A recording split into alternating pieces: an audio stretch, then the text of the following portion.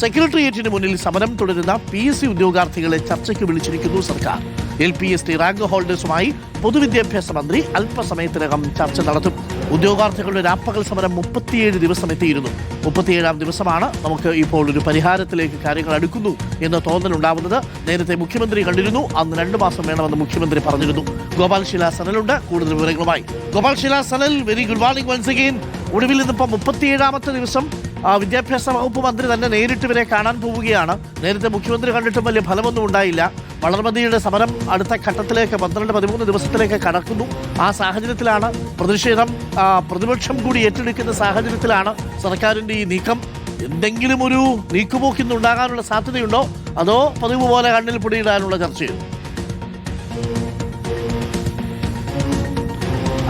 Doctor Arun, ഇത് 3ാമത്തെ തവണയാണ് വിദ്യാഭ്യാസ മന്ത്രി ഈ ഉദ്യോഗാർത്ഥികളുമായി ചർച്ച നടത്തുന്നത്. കഴിഞ്ഞ 2 തവണത്തെ ചർച്ചയിലും ഉദ്യോഗാർത്ഥികൾ സംതൃപ്തരായിരുന്നില്ല. ഏറ്റവും അവസാനം നടന്ന ചർച്ചയിൽ 2 മാസം സാവകാശം വേണം ഈ നടപടിക്രമങ്ങൾ പൂർത്തിയാക്കാൻ വേണ്ടിയിട്ട്. നിയമപരമായ നൂലാമാലകളെല്ലാം പരിഹരിക്കുന്നതിന് വേണ്ടിയുള്ള സാവകാശം അനുവദിക്കണമെന്നും സമരം പിൻവലിക്കണമെന്നതുമായിരുന്നു വിദ്യാഭ്യാസ മന്ത്രി ഉദ്യോഗാർത്ഥികൾക്ക് മുന്നിൽ വെച്ച ആവശ്യം. ആ ആവശ്യം അംഗീകരിക്കാതെയാണ് ഈ സമരം ഉദ്യോഗാർത്ഥികൾ സെക്രട്ടേറിയറ്റിന് മുൻപിൽ നടത്തുന്നത്. ഇന്ന് 37ാം ദിവസമാണ് സമരം ആരംഭിച്ചിട്ട് 13 ദിവസം വളർമതിയുടെ നിരാഹാര സമരത്തിന്, അതിനോടൊപ്പം തന്നെ കൂട്ട സത്യാഗ്രഹ സമരം തുടങ്ങിയിട്ട് 6 ദിവസവും എത്തിയിരിക്കുന്നു. ആ ഘട്ടത്തിൽ വീണ്ടും പൊതുവിദ്യാഭ്യാസ വകുപ്പ് മന്ത്രി ഈ ചർച്ചയ്ക്ക് തയ്യാറായിരിക്കുന്നു എന്നതാണ്. നേരത്തെ അവസാന ഘട്ടത്തിലൊക്കെ ഉദ്യോഗാർത്ഥികളുടെ ആവശ്യവും അത് തന്നെയായിരുന്നു. മുഖ്യമന്ത്രിയും വിദ്യാഭ്യാസ മന്ത്രിയും പൊതുവിദ്യാഭ്യാസ ഡയറക്ടറും പൊതുവിദ്യാഭ്യാസ സെക്രട്ടറിയും അടക്കം പങ്കെടുത്തുകൊണ്ടുള്ള ഒരു യോഗം വിളിക്കണമെന്നും ആ യോഗത്തിൽ തങ്ങളുടെ ആവശ്യങ്ങൾ പരിഗണിച്ച് രേഖാമൂലം ഉറപ്പ് നൽകണം. അതായത് കഴിഞ്ഞ തവണയൊക്കെ പറഞ്ഞതുപോലെ ഇത്തരത്തിൽ ഉറപ്പ് നൽകി, വാക്കാൽ ഉറപ്പ് നൽകി ജോലി നൽകാം, നിങ്ങൾ ഒരു സാവകാശം തരൂ എന്ന് പറഞ്ഞ് ഒഴിവാക്കാൻ പറ്റില്ല, പകരം രേഖാമൂലം ഉറപ്പ് നൽകണമെന്നതായിരുന്നു അവരുടെ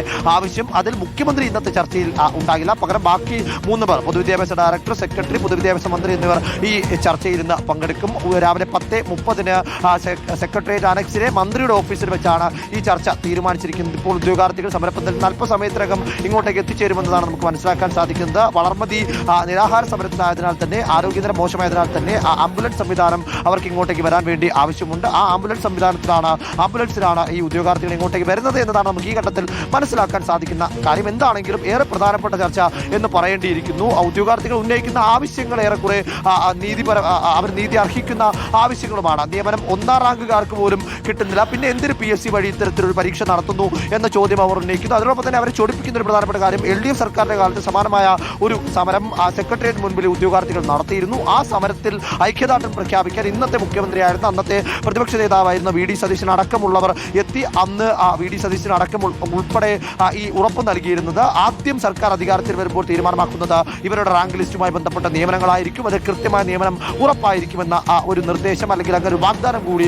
നൽകിയിരുന്നു. സർക്കാർ അധികാരത്തിൽ വന്ന് 3 മാസം എത്തിയിട്ടും ആ വാഗ്ദാനം പാലിച്ചില്ല എന്ന് മാത്രമല്ല, അവരുടെ സമരത്തെ പരിഗണിക്കുന്ന തരത്തിലേക്ക് പോലും ഒരു നടപടി ഉണ്ടാകുന്നില്ല. അതുകൊണ്ട് മണ്ണ് തിന്നു, പുല്ല് തിന്നു, മുട്ടിലിഴഞ്ഞു, ചിത കത്തിച്ചു, കണ്ണുകെട്ടി, വായ്മൂടിക്കെട്ടിയൊക്കെ പലതരത്തിൽ സമരം ചെയ്തു. ഒടുവിൽ അവരുടെ ഏറ്റവും വലിയ പ്രതീക്ഷയായിരുന്ന റാങ്ക് ലിസ്റ്റ് കത്തിച്ചു പോലും അവർ സമരം ചെയ്തു. ആ സമരത്തിന് ഒരു ഘട്ടത്തിൽ LDFും പ്രതിപക്ഷവും ഏറ്റെടുക്കുന്ന സ്ഥിതിയിലേക്ക് അടക്കം വന്നു. ഇന്നലെ മുൻ മന്ത്രി മുഹമ്മദ് റിയാസ് അടക്കം ഈ സമരപന്തലിലേക്ക് എത്തി. ജനാധിപത്യ വിരുദ്ധമായ സമീപനമാണ് സർക്കാരിൻ്റേത് എന്നടക്കമുള്ള വിമർശനങ്ങൾ ഉന്നയിച്ചിരുന്നു. പ്രതിപക്ഷം കൂടി ഈ വിഷയത്തെ ഏറ്റെടുക്കുന്നു എന്ന സ്ഥിതി ഉണ്ടായ ഘട്ടത്തിൽ കൂടിയാണ് സർക്കാർ ഒരിക്കൽ കൂടി ഒരു ചർച്ചയ്ക്കുള്ള സമീപനത്തിലേക്ക്, ഒരിക്കൽ കൂടിയുള്ള ചർച്ചയ്ക്ക് തയ്യാറായിരിക്കുന്നത്. ഈ ചർച്ചയെ സംബന്ധിച്ചിടത്തോളം അനുകൂലമായ സമീപനത്തിനപ്പുറത്തേക്ക് മറ്റൊന്നും തങ്ങൾ ആഗ്രഹിക്കുന്നില്ല എന്നതാണ് ഉദ്യോഗാർത്ഥികൾ പറയുന്നത്. നിയമനം വേണം, അതിനപ്പുറത്തേക്ക്